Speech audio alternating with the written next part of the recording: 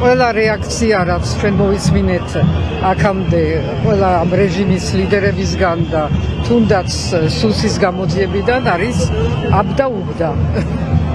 არიციან რა თქვან, რა მომენტში როგორ თქვან, ერთი ერთს ამბობს, მეორე სხვა რამეს ამბობს და აშკარად ჩანს, რომ ეს ყველაფერი არის მათთვის ჯერ დაულაგებელი, ასე ვიტყოდი, როგორ უნდა ამას მისცენ რეაქცია და ამ დროს იზრდება რეაქცია ხალხში, იზრდება რეაქცია საზღვარგარეთ და უფრო და უფრო დაბნეულები არიან ვიტყოდი.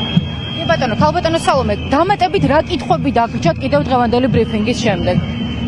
ყველა კითხვები, რაც არსებობდა მანამდე, არსებობს ახლაც.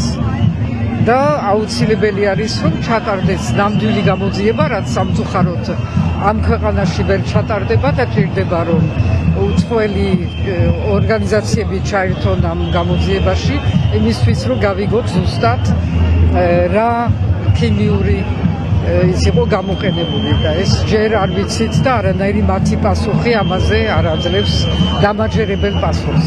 კი ბატონო, კიდევ გკითხავთ თუ გქონდათ იმის მოლოდინი, რომ სახელმწიფო უსაფრთხოების სამსახური დაადასტურებდა იმას, რომ ქართული ოცნება წამლავდა საზოგადოებას. დავასრულეთ პასუხები? დავასრულეთ, მე მგონი.